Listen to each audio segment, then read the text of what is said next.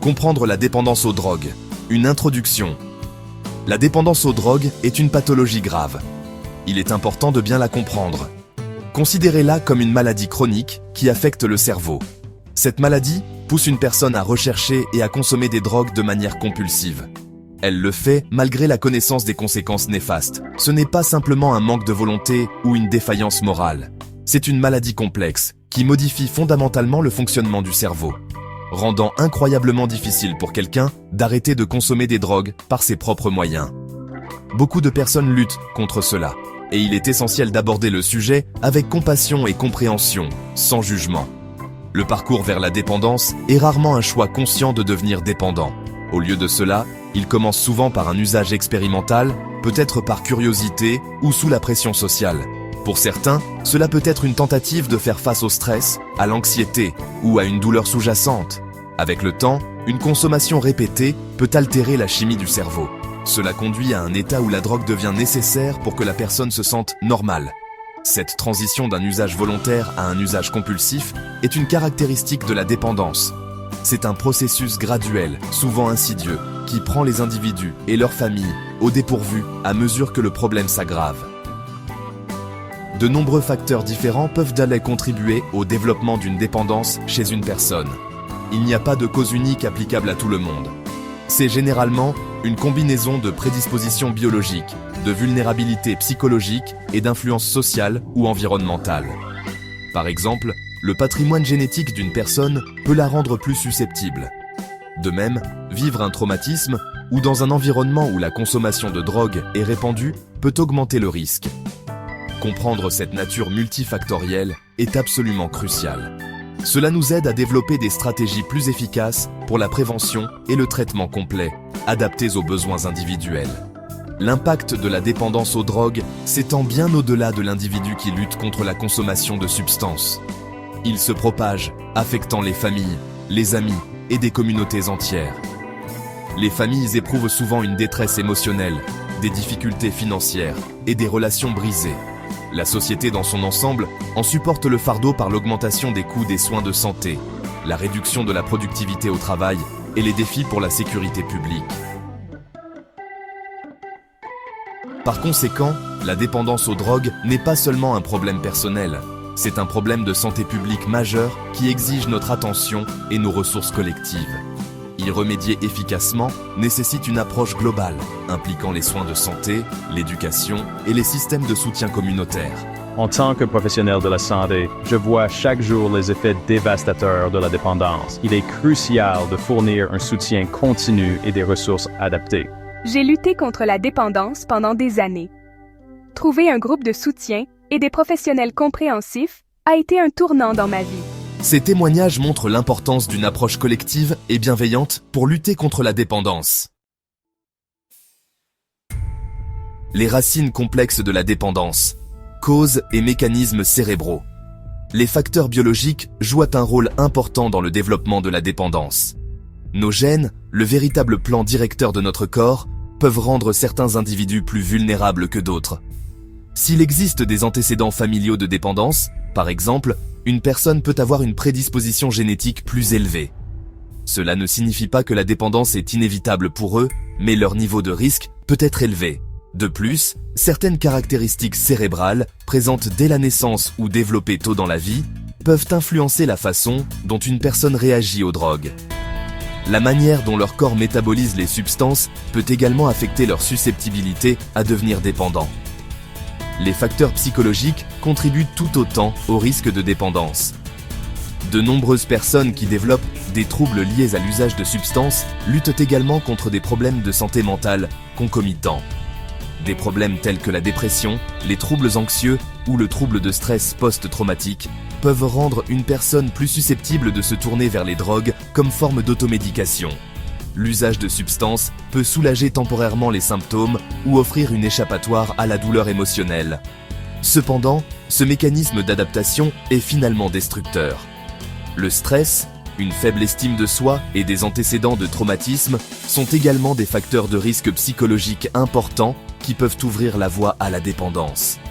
Les influences sociales et environnementales ajoutent une autre couche de complexité. La pression des pairs, en particulier pendant l'adolescence et le début de l'âge adulte, peut être une force puissante.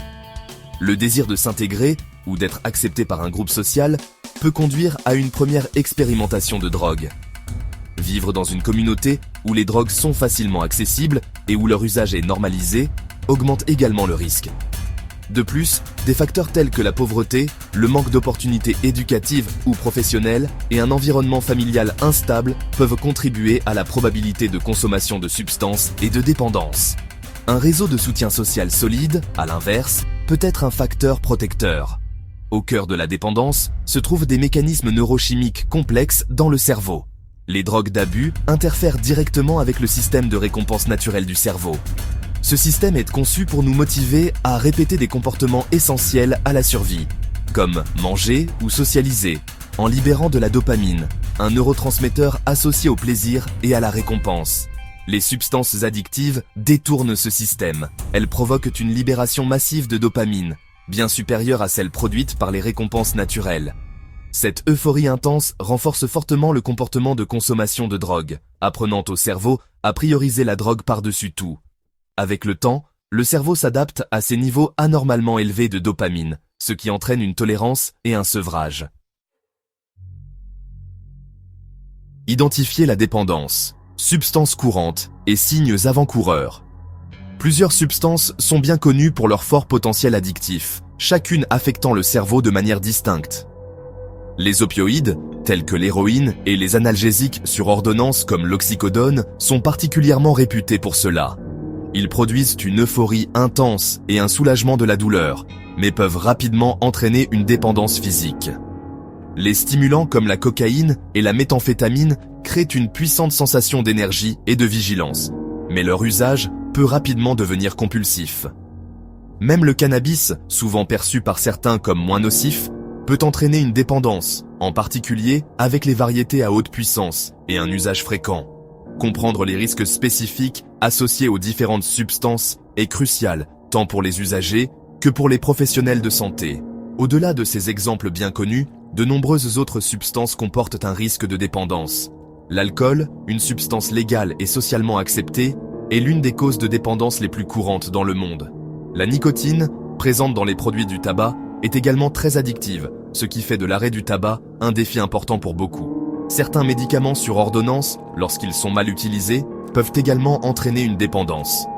Ceux-ci comprennent les benzodiazépines, souvent prescrites pour l'anxiété ou les problèmes de sommeil, et comme mentionné, les analgésiques opioïdes. La frontière entre l'usage thérapeutique et le mésusage peut parfois être mince, soulignant la nécessité d'une surveillance médicale attentive lorsque ces médicaments sont prescrits. Reconnaître les signes de dépendance est une première étape essentielle pour chercher de l'aide. Les signes physiques sont souvent assez apparents. Un indicateur clé est la tolérance, où l'individu a besoin de quantités de plus en plus importantes de la drogue pour obtenir l'effet désiré. Un autre est l'expérience des symptômes de sevrage lorsque la consommation de drogue est arrêtée ou réduite. Ces symptômes varient en fonction de la substance, mais peuvent inclure des nausées, des douleurs musculaires, de l'anxiété, des tremblements, des sueurs et des envies intenses. Ces manifestations physiques démontrent comment le corps s'est adapté à la présence de la drogue et lutte pour fonctionner sans elle. Les signes comportementaux sont également de forts indicateurs d'une dépendance naissante ou établie. Un signal d'alarme important est la perte de contrôle sur la consommation de drogue.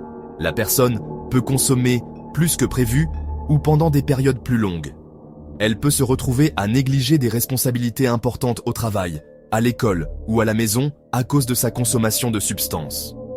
Continuer à consommer la drogue malgré les conséquences négatives, comme des problèmes de santé, des problèmes relationnels ou des ennuis judiciaires, est un autre signe révélateur. Beaucoup de temps peut être consacré à obtenir la drogue, à la consommer ou à se remettre de ses effets, mettant progressivement de côté d'autres activités et centres d'intérêt. Le chemin vers le rétablissement. Traitement et défis de santé publique. Le parcours de rétablissement de la dépendance aux drogues commence souvent par la désintoxication, communément appelée sevrage ou gestion du sevrage.